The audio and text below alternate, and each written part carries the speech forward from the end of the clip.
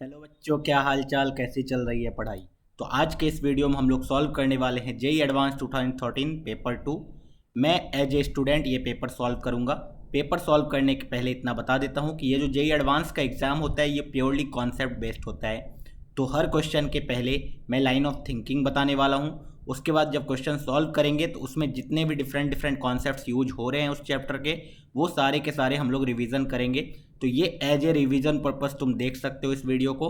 ठीक है, तो स्टार्ट करते हैं सेक्शन 1। सेक्शन 1 में हमारे पास इस बार मल्टीपल करेक्ट डायरेक्टली है। दिस मीन्स कि हमारे पास पेपर 2 में जेई एडवांस में सिंगल करेक्ट के एक भी क्वेश्चन नहीं आए थे, डायरेक्ट स्टार्ट हुआ था मल्टीपल करेक्ट। तो क्वेश्चन नंबर 41, क्वेश्चन नंबर 41 देखते ही आ गया कॉम्प्लेक्स नंबर का। अब बहुत सारे बच्चे कॉम्प्लेक्स नंबर से या तो डरते हैं या बहुतों बार ऐसा होता है कि तुम्हें आता भी है तो तुम उनके एक्सप्रेशंस देख के डर जाते हो। मतलब इस तरीके के वो क्वेश्चन सेट करते हैं कि देखने में ही थोड़ा सा डरावना लगे। लेकिन ऐसी कोई बात नहीं है। अगर कॉम्प्लेक्स नंबर नहीं आता है तुम स्किप करके निकल सकते हो, लेकिन अगर आता है तो तुम ये क्वेश्चन बहुत ही आसानी से सॉल्व करते हो। चलो मैं सॉल्व करने की कोशिश करता हूँ। मेरे पास एक कॉम्प्लेक्स नंबर है डब्लू या फिर ओमेगा बोल लो, मैं बार बार ओमेगा भी बोल सकता हूँ, डब्लू भी बोल सकता हूँ। ठीक है, वो है √3 प्लस आयोटा बाई 2। ओके, तो √3 प्लस आयोटा बाई 2 देख के बहुत बच्चे यहाँ पे सिली मिस्टेक क्या कर देते हैं, ओमेगा मान लेते हैं इसको। नो, ओमेगा ये नहीं था। ठीक है, नाउ हमारे पास एक सेट डिफाइन किया गया है पी, और उसमें है क्या, omega to the power N, जहाँ पे एन की वैल्यू 1 2 3 4 5 6 ऐसे ही बहुत सारी वैल्यू आ रही है। अब उसके बाद एक फर्दर सेट डिफाइन किया गया H1, जिसमें एक ऐसा कॉम्प्लेक्स नंबर है जिसका real of Z greater than 1/2 है। There is another complex number H2, एक सेट है जिसमें ऐसे कॉम्प्लेक्स नंबर जिसका real of Z less than -½ है, where C is this set of all the complex number. अब उन्होंने बोला कि एक Z1 कॉम्प्लेक्स नंबर है, वो कहाँ से उठाया गया, P इंटरसेक्शन H1 से। एक Z2 कॉम्प्लेक्स नंबर है, वो कहाँ से उठाया गया, P इंटरसेक्शन H2 से, where O represents the origin. हमें फाइंड आउट करना है what is the value of angle Z1 O Z2। अगर तुम मेरे चॉकलेट प्रॉब्लम्स देखे हो तो वहाँ पे मैंने ऑलरेडी ये क्वेश्चन डिस्कस कर रखा है। ठीक है, तो चलो शुरू करते हैं। एक कॉन्सेप्ट, सबसे प्यारा सा कॉन्सेप्ट जो होता है कि जब भी कॉम्प्लेक्स नंबर में पावर बढ़ना स्टार्ट हो, जैसे पावर 1 पावर 2 तो तुम निकाल सकते हो, पावर 3 भी निकाल सकते हो मैक्सिमम। लेकिन सपोज एक कॉम्प्लेक्स नंबर पावर 10 आ जाए, एक कॉम्प्लेक्स नंबर पावर 12 आ जाए, तो तुम डायरेक्टली कैलकुलेट नहीं कर सकते हो। उस टाइम पे क्या बोला जाता है, कॉम्प्लेक्स नंबर को किस फॉर्म में रिप्रेजेंट करो, यूलर्स फॉर्म में। कैसे, r into e to the power iota theta के फॉर्म में। तो देखो W to the power n निकालना है मुझे, तो मैं W को क्या करता हूँ, यूलर्स फॉर्म में रिप्रेजेंट करने की कोशिश करता हूँ। This is √3/2 plus 1/2 into iota. Now I can find the modulus, this will be equal to √3/2 का होल स्क्वायर कितना होगा, 3/4। 1/2 का होल स्क्वायर कितना होगा, 1/4। ये तो यूनी मॉडुलर निकला, मोड ओमेगा 1 है। Okay, now if you can सी, इसका आर्ग्यूमेंट निकालेंगे तो ये फर्स्ट क्वाड्रेंट में है। फर्स्ट क्वाड्रेंट में है तो हम लोग डायरेक्टली थीटा निकाल सकते हैं, that is tan theta is equal to y/x, that is 1/2 divided by √3/2 which is equal to 1/√3। तो थीटा की वैल्यू कितनी आ गई, π/6, 30 degree. Okay, so we can write W as r into r तो 1 है, into e to the power iota π/6। Okay, W मेरे पास ये आ चुका है। Now W to the power n, अब देखोगे अगर ये W की पावर कुछ भी ले लो, एक्चुअल में चेंज क्या होगा, सिर्फ उसका theta, that is argument. Now तो मैं P को एक बार देखने की कोशिश करता हूँ। P क्या होगा, omega to the power n या W to the power n, that is e to the power iota n π/6, जहाँ पे n की वैल्यू होगी 1 2 3 4 5 6 इस टाइप से। दिस मीन्स अगर मैं P को रिप्रेजेंट करूंगा कॉम्प्लेक्स प्लेन पे तो वो कैसा दिखेगा, एक यूनिमॉडुलर या फिर यूनिट रेडियस के सर्कल पे दिखेगा, जिस पे एंगल अलग अलग होने स्टार्ट हो जाएंगे। दिस मीन्स देखो यहाँ पे अगर ये ऑर्गन प्लेन है, so this is real axis, this is imaginary axis. अभी यहाँ पे मैं इसको रिप्रेजेंट करने की कोशिश करूंगा तो मैं क्या करूंगा, एक यूनिट रेडियस का सर्कल बना लेता हूँ पहले। अब उस पर डिफरेंट डिफरेंट पॉइंट्स आएंगे, देखना कैसे, जब n की वैल्यू 1 होगी, ऑब्वियसली n की वैल्यू 0 होती तो यहाँ पे होता कॉम्प्लेक्स नंबर, जो कि नहीं हो सकता है। अगर n की वैल्यू 1 हुई तो सबसे पहला कॉम्प्लेक्स नंबर मुझे कहाँ दिखेगा, π/6 एंगल पे, यहाँ पे। ओके, उसके बाद n की वैल्यू जैसे ही 2 होगी, 2π/6 डेट इज π/3 पे दिखेगा। n की वैल्यू जैसे ही 3 हुई, π/2 पे दिखेगा। उसी तरीके से यहां पे दिखेगा एक बार, यहां पे दिखेगा एक बार, इधर दिखेगा। मैं मार्क कर देता हूं, यहां पे रहेगा, फिर उसके बाद फिर से एक यहां पे होगा, इधर, यहां पे भी हो सकता है, इधर भी हो सकता है, यहां पे नहीं होगा ऑब्वियसली। ठीक है, तो P में जो भी कॉम्प्लेक्स नंबर आ रहे हैं वो सारे ये सारे पॉइंट्स हैं, जो भी मैंने पॉइंट्स को रिप्रेजेंट किया है। ऑब्वियसली मैं इस पॉइंट्स को फाइंड आउट कर सकता हूं बहुत ही आसानी से। कैसे? क्योंकि मुझे सारे एंगल पता है। ठीक है, अभी फाइंड आउट नहीं करते हैं, बाद में देखेंगे। अब देखो, उन्होंने बोला कि हमारे पास एक सेट है H1 जिसका real of Z greater than half है। ये तो सबको रिप्रेजेंट करने आता होगा। अच्छा, real of Z greater than half है एंड ये वाला पॉइंट इज 1,0। ऑब्वियसली हाफ किधर, हाफ किधर, तो हाफ किधर होगा, यहां पे देखो, अगर ये एंगल कितना होगा, 60 degree. Now if this angle is 60 degree and ये 1 है, तो 1 cos 60 degree is 1/2। 1 into cos 60 degree is 1/2। This means ये वाला डिस्टेंस इज 1/2 और एग्जैक्टली 1/2 वाले लाइन पे ये दोनों के दोनों आ रहे होंगे। सिमिलरली इधर भी क्या हो जाएगा, एग्जैक्टली -½ पे ये दोनों के दोनों आ रहे होंगे। ठीक है, चलो, तो this is x is equal to 1/2, this is x is equal to -1/2। ठीक है, अब बोला गया h जो भी कॉम्प्लेक्स नंबर है या फिर h1 जो भी है वो real of z greater than half है। This means greater than half, not even equal to half. This means इधर, और h2 वाला सिर्फ इधर, देखना, लेस देन -½ नाउ हमारे पास जो z1 है वो क्या है देख लेते हैं। Now they are saying that z1 is p intersection h1। p intersection h1 निकालोगे तो कौन कौन सी पॉसिबिलिटी आएगी, ये वाली और ये वाली, ये दो पॉसिबिलिटी है, इसके अलावा और कोई पॉसिबिलिटी है ही नहीं। Now we can C z2 जो है p इंटरसेक्शन h2 है, तो उसमें क्या क्या पॉसिबिलिटी है, तो उसमें you can see this possibility, ये वाला पॉसिबिलिटी है, ये वाला पॉसिबिलिटी है। दिस मीन्स इन तीनों में से कोई एक z2 है, इन दोनों में से कोई एक z1 है। ठीक है, now what is the angle z1 o z2, z1 o z2 angle क्या क्या हो सकता है। चलो अब देख लेते हैं, अब तो कैलकुलेट करना आसान हो गया हमारे लिए।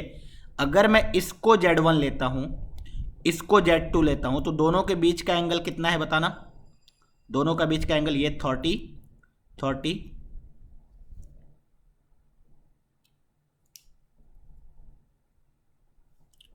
2, 3, 4, 4 इंटू 30 डेट इज π/6। तो ये कितना हो गया, 2π/3। एक बार एंगल 2π/3 आएगा, एक एंगल 2π/3 आएगा, एक ऑप्शन सी तो होगा। नेक्स्ट, इसी में अगर z1 इसी को माना जाए एंड इसको z2 माना जाए तो एक और π/3 बढ़ जाएगा, डेट इज 2π/3 प्लस π/6। ठीक है, तो ये आ जाएगा 5π/6, है ना, 5π/6। तो 5π/6 डी वाला ऑप्शन भी करेक्ट हो जाएगा। ओके, एक यहाँ पे z1 लिया जाए, यहाँ पे z2 लिया जाए तो पूरा का पूरा एंगल पाई ही आ जाएगा। पाई एंगल है क्या, नहीं है, चलो कोई बात नहीं है। अब यहाँ पे z1 लिया जाए तो यहाँ पे z1 से तीनों का निकाल लिया मैंने। अब इसको निकालो, यहाँ से इसके बीच में एंगल निकालोगे तो ऑब्वियसली पाई आ जाएगा, लेकिन यहाँ से इसके आगे इसके बीच में निकालोगे तो एंगल क्या आएगा, एंगल आएगा ये वाला 1, 2, 3, 4, 5, 6, 7।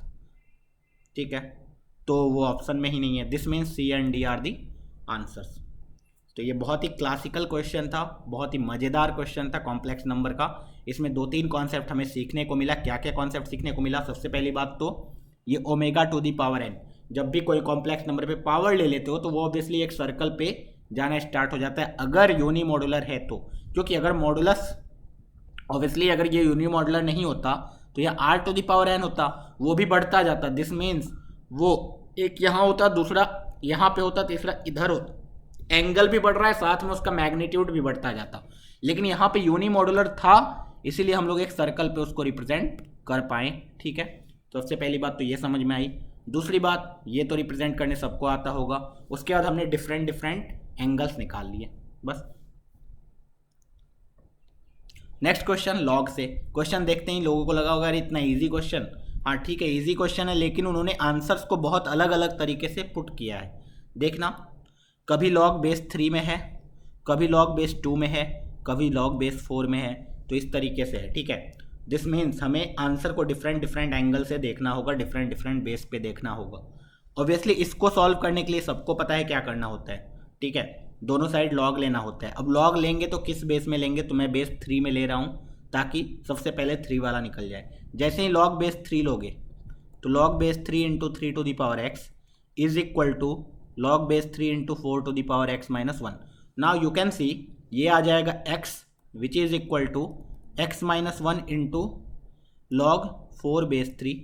यहाँ से आई कैन फाइंड x इधर लाओगे तो 1 minus log 4 base 3, 1 minus log 4 base 3 is equal to minus of log 4 base 3. So you can see x की वैल्यू कितनी आ गई, log 4 base 3 divided by log 4 base 3 minus 1। ऐसा कोई ऑप्शन है क्या, log 4 base 3 divided by log 4 base 3 minus 1? Obviously नहीं है, तो यहाँ पे log 2 में है, तो मैं क्या करता हूँ 4 को आई कैन राइट 2, तो this is 2 into log 2 base 3 divided by 2 into log 2 base 3 minus 1। ऐसा कोई ऑप्शन है क्या? Yes, option number A is the correct option. तो बेस 3 वाला काम खत्म हो गया। हाँ, अब लॉग जो बेस 4 में है तो यहाँ बेस 4 में आ रहा है, तो व्हाट आई कैन डू, मैं इसको यहाँ नहीं रखूँगा, इससे we know that log a base b is reciprocal of log b base a. ठीक है, तो अगर मुझे बेस को इंटरचेंज करना है तो what I will do, I can write x as 1 upon log 3 base 4, नीचे भी आ जाएगा 1 अपॉन लॉग 3 बेस 4 माइनस 1।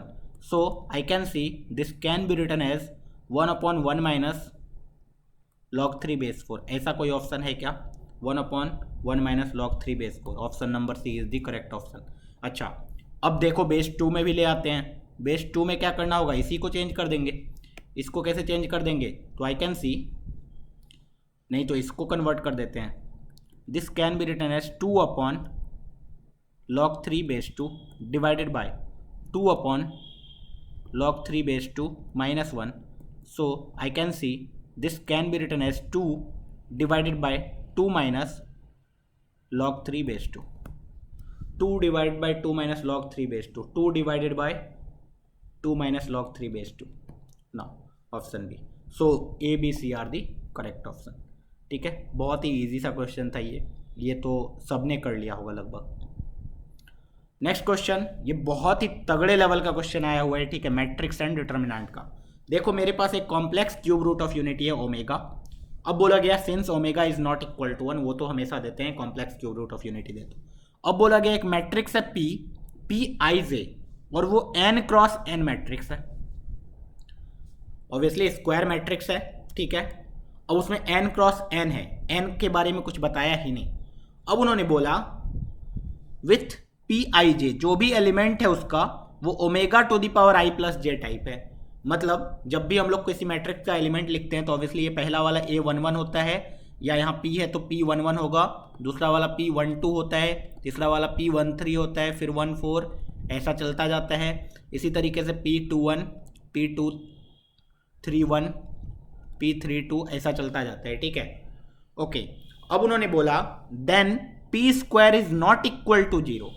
जब पी स्क्वायर कैलकुलेट किया तो वो 0 के बराबर नहीं आया, मतलब 0 मैट्रिक्स नहीं आया, सारे एलिमेंट्स 0 नहीं हुए पी स्क्वायर के। ठीक है, then what is the value of n, यहां पर उन्होंने फंसा दिया। What is the value of n, this means, और n की जब वैल्यू देखोगे ऑप्शन में तो 57, 55, 58, 56, ऑब्वियसली इस n क्रॉस n का मैट्रिक्स हम लोग लिखने नहीं जा रहे होंगे।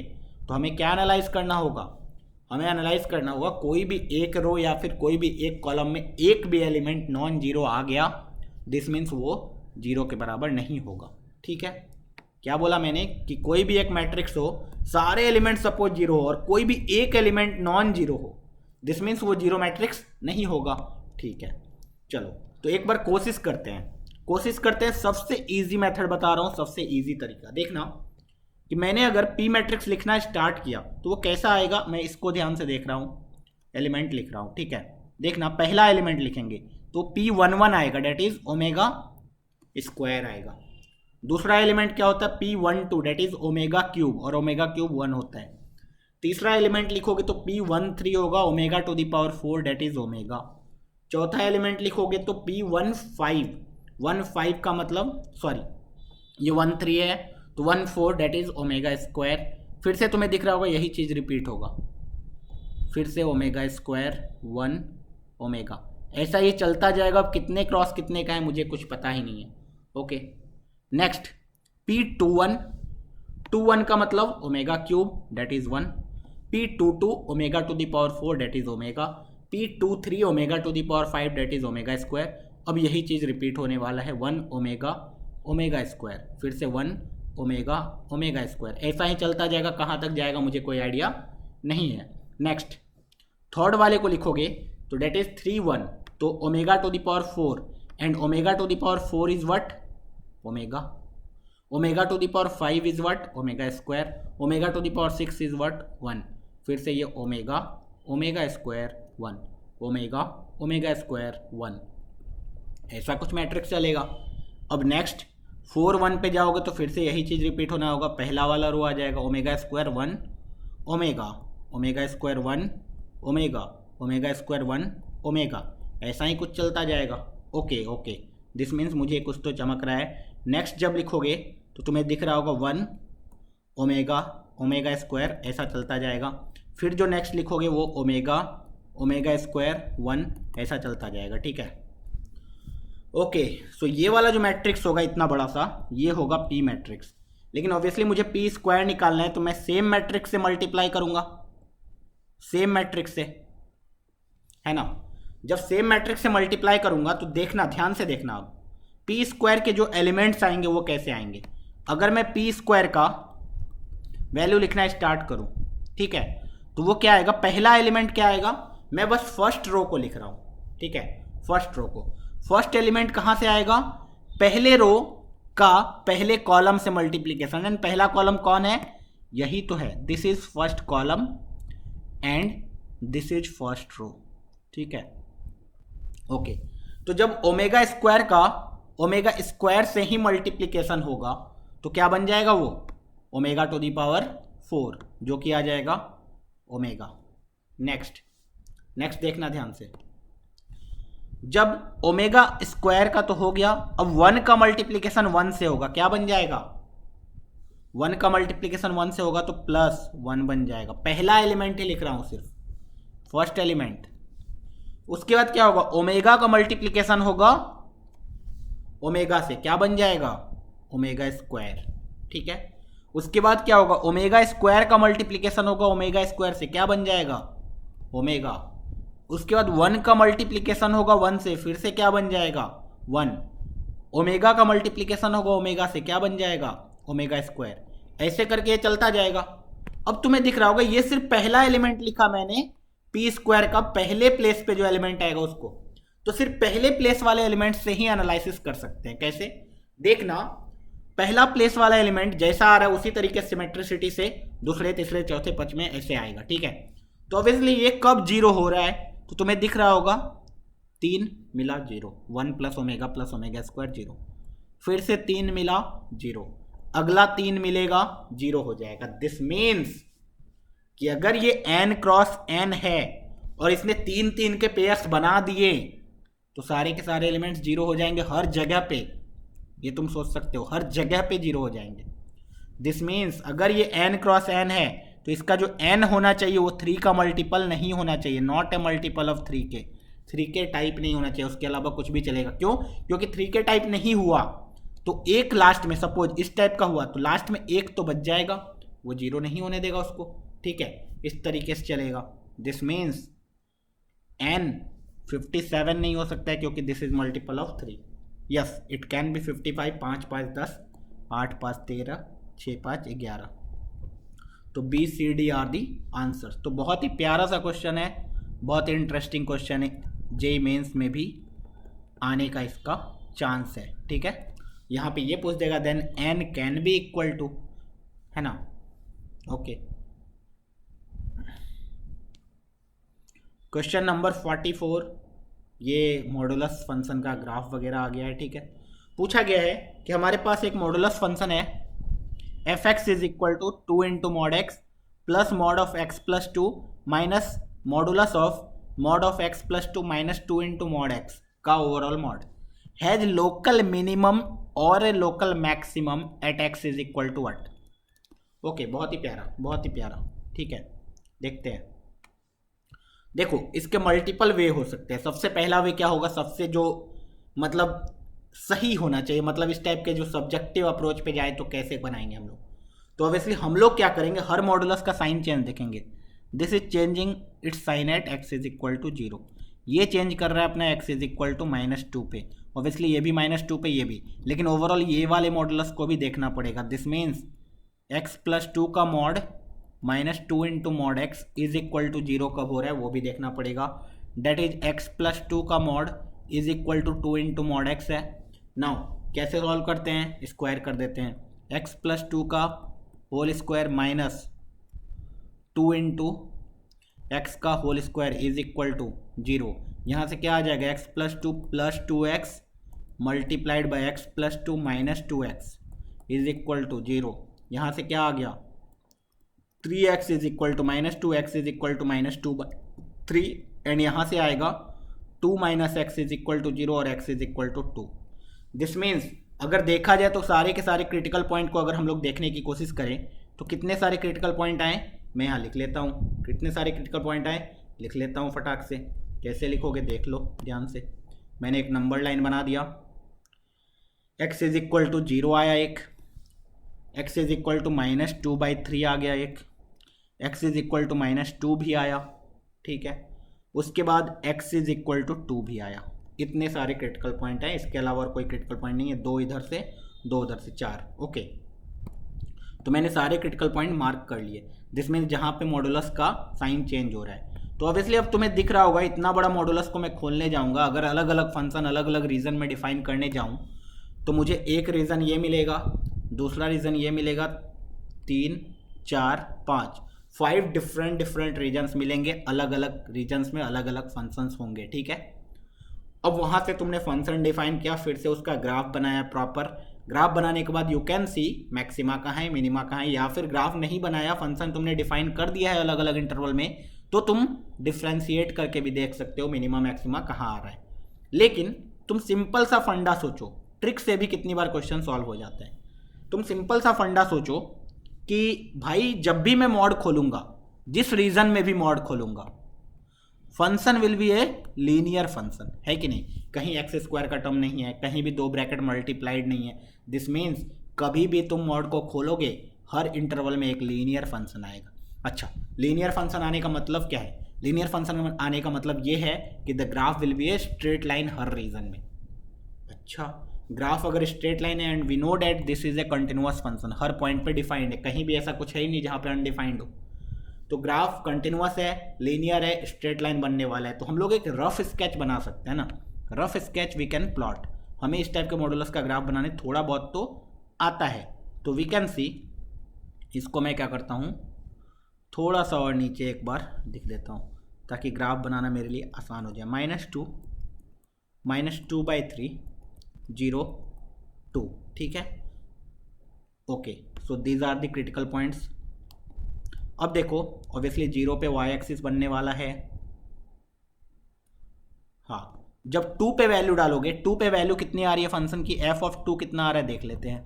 ये आएगा 2 × 2 4, 2 + 2 4 माइनस 2 + 2 4 -4 0 आ जाएगा, तो इधर से 0, तो 4 + 4 8। दिस मीन्स 2 पे वैल्यू कितनी आई 8। और 2 के आगे 2 के आगे का सिचुएशन मुझे नहीं पता है कि ग्राफ इधर जाएगा या इधर जाएगा, okay, obviously we don't know, लेकिन 0 से 2 के बीच में देख सकते हैं। We can see what is the value f of 0। F of 0 कितना आनेगा, ये 0, this is 2, this is 2 minus 0 that is ये ओवरऑल 2, तो 2 माइनस 2 ऑब्वियसली 0 आ गया। तो 0 पे 0 मतलब यहाँ ये दोनों लाइन कनेक्ट होंगे, यहाँ तो मुझे दिख गया ये दोनों लाइन कनेक्ट हो रहे हैं, ठीक है। अब 2 के आगे ग्राफ कैसा आएगा उसको कैसे निकालेंगे, सोचो शॉर्टकट से। तो ऑब्वियसली कोई एक पॉइंट ले लेंगे, सपोज 3 ले लिया, 3 पे देख लेते हैं वैल्यू किधर आ रही है, नीचे आ रही है 8 से या ऊपर जा रही है, ऊपर जा रही है तो ऊपर जाएगा, नीचे आ रही है वो नीचे आएगा, okay, we can see, okay. तो 3 पे वैल्यू निकाल लेते हैं। एफ ऑफ 3 कितना होगा देख लो, एफ ऑफ 3 कैलकुलेट करना है हमें, तो 3 into 2 that is 6 plus 3 plus 2 that is 5 minus 3 plus 2 5 minus 6 का मॉडुलस डेट इज माइनस 1 का मॉडुलस डेट इज 1, तो ये कितना आ गया 6 4 10 आ गया, ओके, 8 से बड़ा आ गया। दिस मीन्स इधर ग्राफ, अब मुझे इंक्लिनेशन का टेंशन नहीं लेना कि ऐसा गया या ऐसा गया या ऐसा गया, ठीक है, बस मुझे पता है कि ग्राफ इधर ऊपर की तरफ जा रहा होगा, ठीक है, ओके, कोई बात नहीं, इधर रफ स्केच में बना रहा हूँ तो ठीक है। नाउ वी कैन सी -2/3 पे देख लेते हैं वैल्यू कितनी आ रही है। -2/3 जब रखोगे तो 2 इंटू 2/3 प्लस -2/3 प्लस 2 कितना आता है देख लो, 3 दूना 6, 6 में से 2 गया 4, 4/3 और ये भी 4/3 है, तो 4/3 इंटू 2 आ गया। यहाँ से -2/3 is 4/3 minus 2 into 2/3 that is 4/3, तो ये तो 0 हो गया, ठीक है। तो 4/3 इंटू 2 8/3 आ गया, 8/3 ऑब्वियसली 8 से छोटा होगा, तो ग्राफ यहाँ से इधर की ओर जाएगा, ठीक है। नेक्स्ट हमें देखना है -2 पे क्या हाल है। -2 पे ये 4 हो रहा है, 4 -2 प्लस 2 ये 0 हो रहा है, -2 प्लस 2 ये 0 हो रहा है, -2 into 2 that is 4 with negative sign, उसका ओवरऑल मोड तो -4, तो 4 से 4 0 आ गया। अच्छा, -2 पे 0 मतलब फिर से ग्राफ ऐसे। अब इसके आगे क्या सीन है, तो ऑब्वियसली -3 ले लो, एक -3 लेके देखोगे तो क्या सिचुएशन है देख लेते हैं। -3 डालेंगे तो 2 इंटू 3 डेट इज 6, -3 प्लस 2 1, तो +1, 6 प्लस 1 7 हो चुका है। इधर माइनस के साथ इधर कितना आने वाला है देख लेते हैं, 1, दिस इज 3 इंटू 2 -6, तो -5 का मॉड डेट इज़ 5, तो 7 में से 5 गया 2, तो ऑब्वियसली पॉजिटिव की ओर बढ़ रहे हैं तो ऊपर जाएगा, ठीक है। तो ये एक रफ स्केच रेडी हो गया मेरे पास फंक्शन एफ का। Now I can see maxima minima कहाँ कहाँ पे है, लोकल मैक्सिमा मिनिमा। -2 पे there is a local maxima and minima, ठीक है। सिमिलरली -2/3 पे there is a local maxima, 0 पे देयर इज़ 0 ऑप्शन में नहीं है, आगे कुछ नहीं है। 2/3 यहाँ पे कोई मैक्सिमम नहीं है। Is there is a maxima minima, no, ठीक है। मैक्सिमा मिनिमा कर्व ऐसे या ऐसे होना चाहिए, यहाँ तो ऐसे बढ़ रहा था बढ़ता गया, this is a increasing function, इधर तो हमेशा f' पॉजिटिव होगा, ठीक है, ओके। सो आंसर मिल गया हमें। नेक्स्ट क्वेश्चन पर मूव करते हैं। Now this is a classical question asked by IIT JEE advance. Limits का है, इसको मैं 2 तरीके से बताऊंगा, एक शॉर्ट ट्रिक और एक प्रॉपर मेथड, ठीक है। तो सबसे पहले प्रॉपर मेथड डिस्कस कर लेते हैं, ओके। तो प्रॉपर मेथड जो कि सही है ऑब्वियसली, तो यहाँ we can see limit n standing towards infinity है, n की वैल्यू इन्फिनिटी को जा रही है, 1 to the power a, 2 to the power a, 3 to the power a, n to the power a, मतलब ऊपर क्या लिखा हुआ है, summation r to the power a type. जैसे ये समेसन टाइप आ गया लिमिट में, तुम्हें क्या चमक जाना चाहिए कि लिमिट कैसे बनेगा, डेफिनेट इंटीग्रेशन से, जिसमें क्या कॉन्सेप्ट यूज होता है कि भाई r/n को x रखो, 1/n को dx रखो, समेसन को इंटीग्रेशन में कन्वर्ट कर दो, ठीक है। तो मेरा मेन एम अब क्या होगा, किसी भी तरीके से r/n प्रोड्यूस करो, 1/n प्रोड्यूस करो एंड समेसन रखो। तो ऑब्वियसली ऊपर तो दिख रहा होगा मुझे limit n standing towards infinity, ऊपर गया summation r to the power a, जहाँ पे r की वैल्यू कहाँ से कहाँ तक, 1 से n तक, रहने दिया। नीचे n plus 1 to the power a minus 1, bracket के अंदर जो ये समय देखो na plus na plus na कितनी बार, n टाइम्स, तो n into na that is n square a plus 1 plus 2 plus n तक n into n plus 1 by 2 that is n square by 2 plus n by 2। Okay, ये आ चुका है मुझे। Obviously summation है तो इंटीग्रेशन से बनेगा, तो r बाई n तो प्रोड्यूस करना पड़ेगा ना, तो इसको r by n to the power a produce किया, तो ऑब्वियसली मुझे n to the power a से मल्टीप्लाई भी करना पड़ेगा, क्योंकि मैं फालतू का ऐसे तो ला नहीं सकता हूँ। एक और 1 बाई n चाहिए, तो एक और n से मल्टीप्लाई करना पड़ेगा तुम्हें, है ना। चलो ठीक है, नाउ ये तो मेरा बन जाएगा इंटीग्रेशन 1 बाई n समेसन ये वो। इस फालतू चीज़ को क्या करूँ मैं, तो ऑब्वियसली इस फालतू चीज़ का यूज कहाँ हो रहा होगा, नीचे हो रहा होगा। ओके, नीचे देख लेते हैं कैसे हो रहा है। तो ऑब्वियसली आई कैन सी इसको चाहिए n to the power a minus 1, तो यहाँ पे दे दूंगा मैं n to the power a minus 1। इससे क्या हुआ, ये वाला लिमिट इवेलुएट हो गया। कैसे हुआ अभी थोड़ी देर में देख लेंगे। अब n to the power a minus 1 से इसको काटोगे तो ऑब्वियसली ऊपर n स्क्वायर बचेगा, और n स्क्वायर अल्टीमेटली किसको देना पड़ेगा, इसको। तो मैं n स्क्वायर से इसको अल्टीमेटली डिवाइड करूँगा, n square n square n square. Okay, now I can see limit n tending towards infinity, ऊपर आ गया इंटीग्रेशन 0 से 1 तक x to the power a dx का, नीचे आ गया। इसको जब इवेलुएट करोगे तो ये n plus 1 by n to the power a minus 1 है, and this is 1 plus 1 by n to the power a minus 1, and this is 1, तो ये तो 1 हो गया।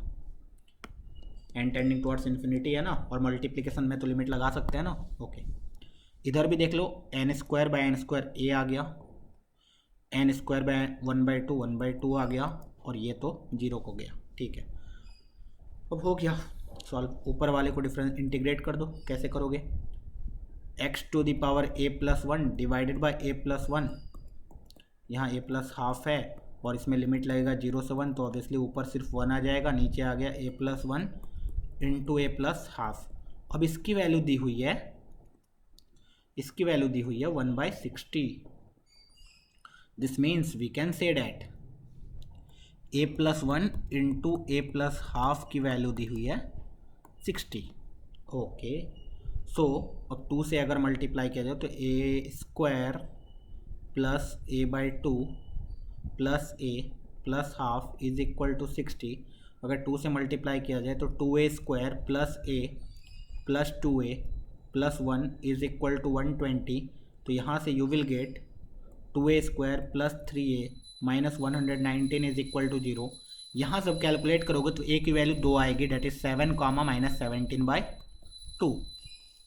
ओके, तो a की 2 वैल्यू आई 7 माइनस 17 बाई 2। अब यहाँ पे देखो क्लासिकल क्वेश्चन मैंने क्यों बोला था, क्योंकि जैसे ही तुम a वैल्यू निकाले तुम्हें 2 आंसर आया और तुमने 2 आंसर टिक कर दिया, क्योंकि मल्टीपल करेक्ट था।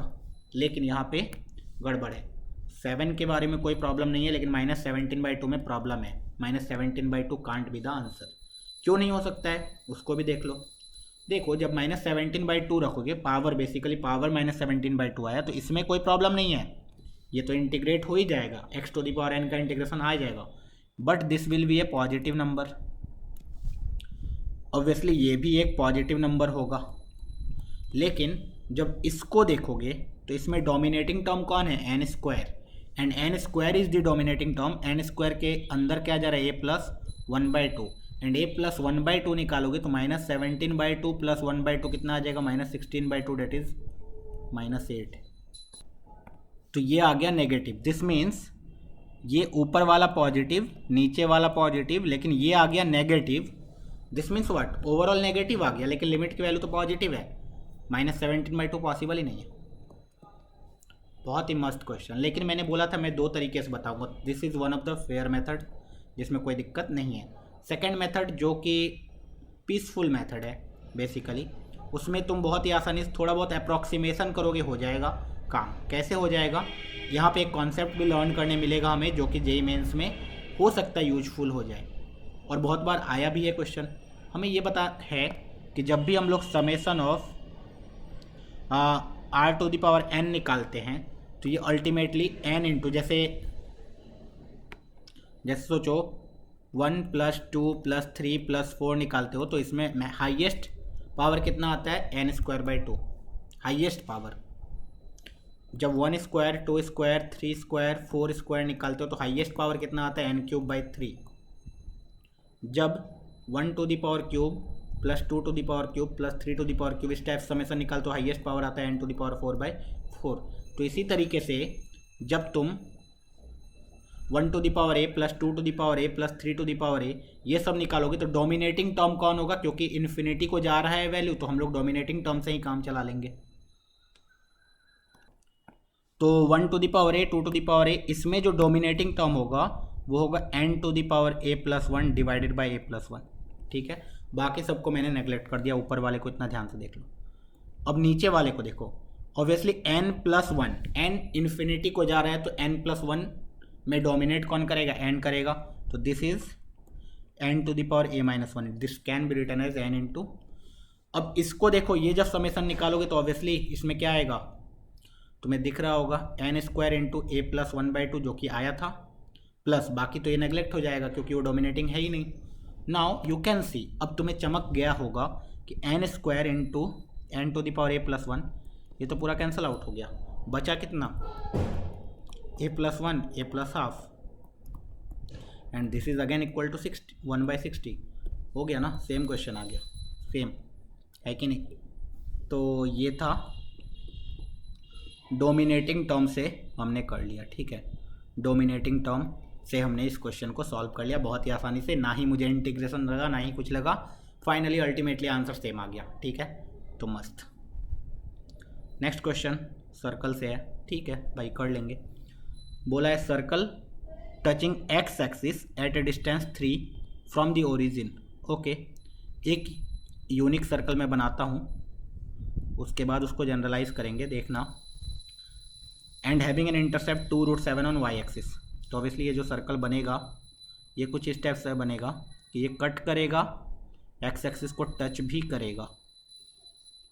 ओके, प्यारा सा सर्कल नहीं बना लेकिन अज्यूम करके चलो। दिस इज 2√7, तो ये वाला चीज़ √7 होगा, ये वाला चीज़ भी √7 होगा। ठीक है, अब यहाँ पे कहीं सेंटर होगा एग्जैक्टली। दिस इज 3,0, तो सेंटर का जो कोऑर्डिनेट होगा वो 3,α होगा। ओके, 3,α या फिर r, क्योंकि दिस इज द रेडियस तो ये भी रेडियस। ओके, अब मुझे रेडियस निकालना है, तो obviously I can see this distance is what, 3. This distance is √7. So this distance is r. Now this is a right angle triangle. So we can see r square is equal to 9 plus 7. So r square is equal to 16. तो radius will be equal to 4. Radius 4 होगा तो obviously center 3,4 आ गया। लेकिन ये circle इधर भी तो possible हो सकता था सेम कंडीशन के साथ, ये सर्कल इधर भी तो पॉसिबल हो सकता था,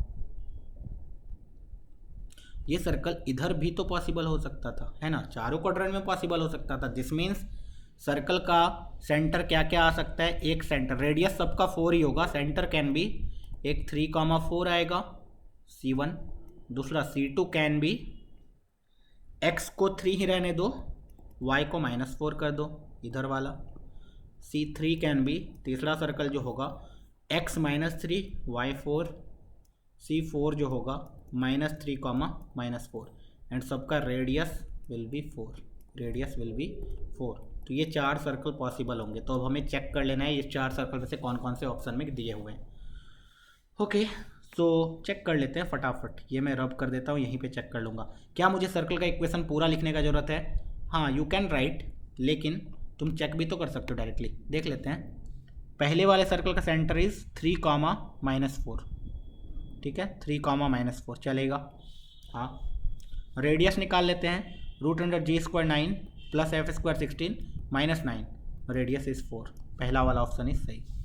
दूसरे वाले ऑप्शन का आया ही नहीं, 3,4 कट गया, तीसरा वाला डी वाला भी कट जाएगा and this is also possible, c वाला। तो a and c is the option. तो ये इजी कैटेगरी का क्वेश्चन था, ठीक है, बच्चों ने इसको कर लिया होगा। Next question is 47।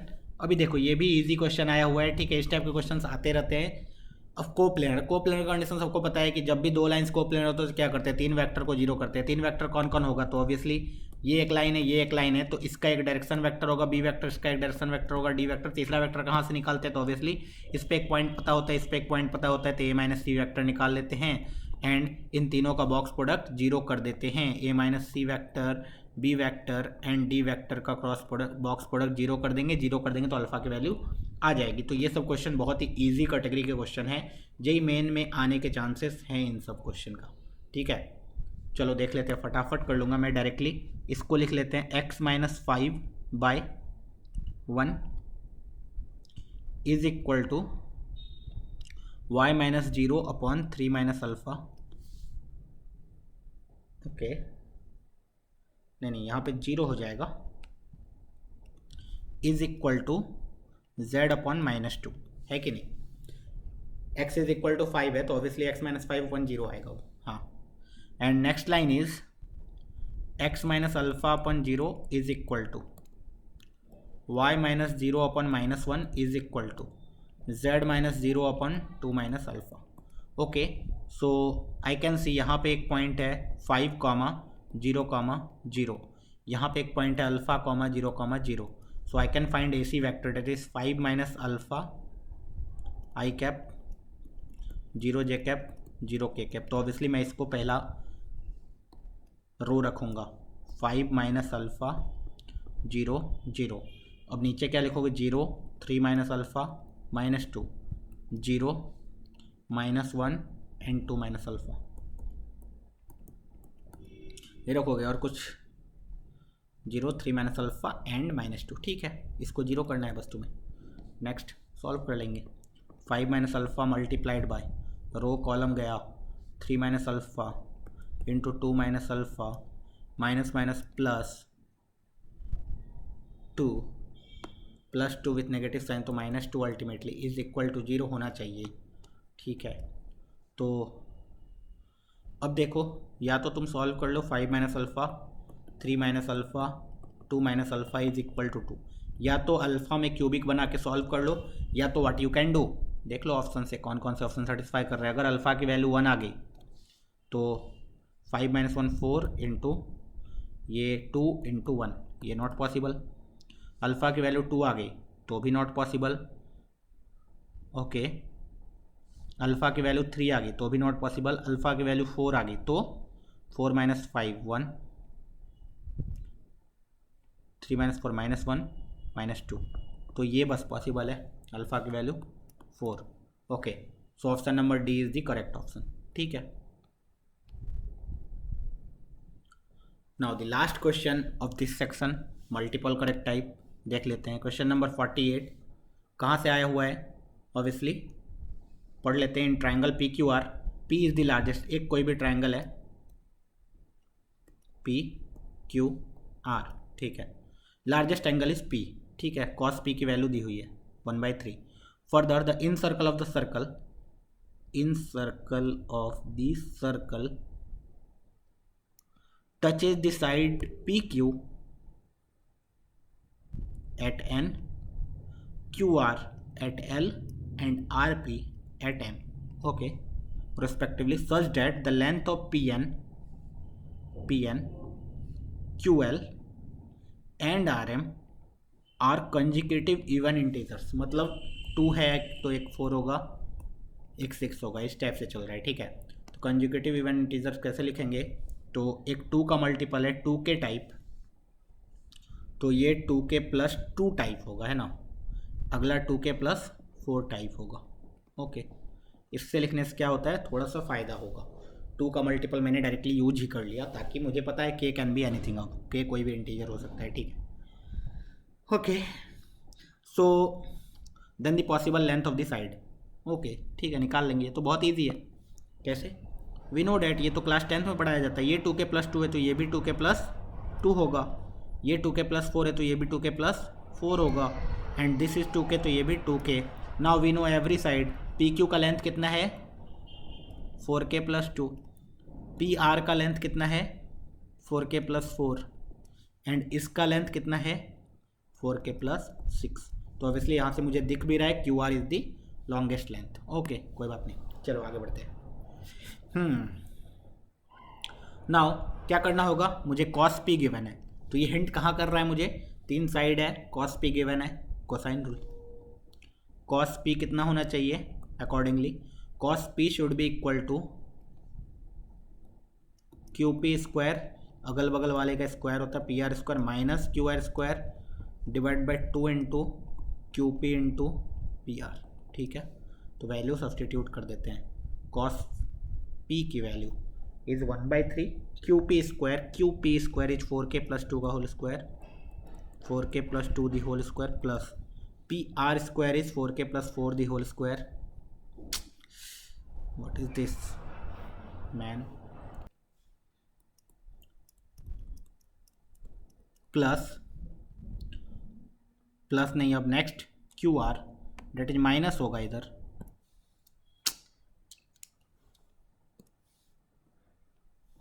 कभी कभी लोचा हो जाता है, 4k प्लस 6 का whole square divided by 2 into 4k plus 2 multiplied by 4k plus 4 is equal to 1/3। बस सॉल्व करके k निकाल लेना है हमें।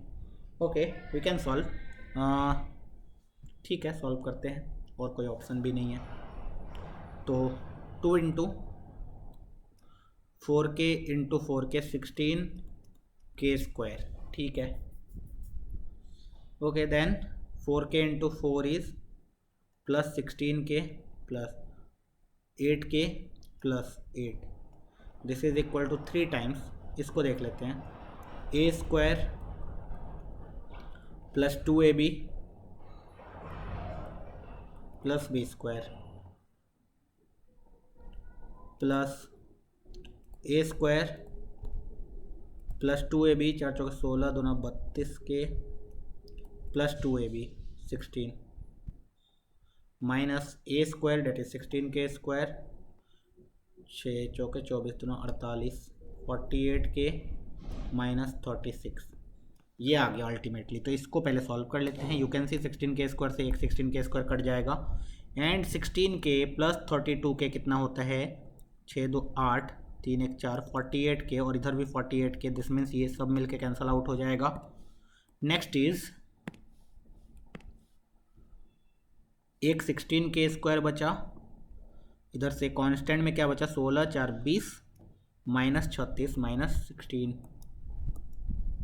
इंटू 3 इज इक्वल टू, इधर वाले को देख लेते हैं, इधर वाले को you can see 2 into 16k square plus 8 से 14 24k प्लस 8, ठीक है। सिंप्लीफाई करेंगे,